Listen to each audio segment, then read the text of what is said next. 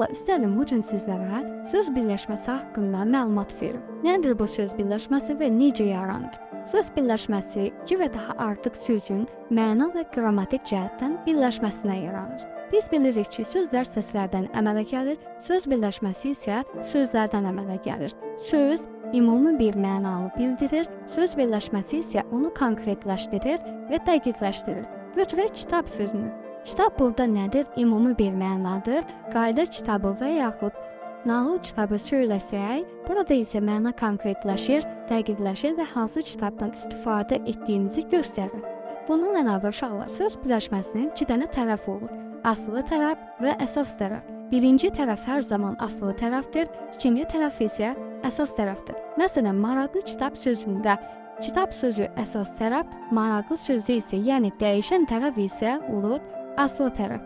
Bundan əlavə, əsas tərəfi ismi olan söz birləşmələri ismi birləşmələr, əsas tərəfi feil olanlar feilli birləşmələr və iki sözdən ibarət olan söz birləşmələri isə sadə söz birləşmələri adlanır. Mürəkkəb söz birləşmələri isə üç sözün birləşməsindən əmələ gəlir.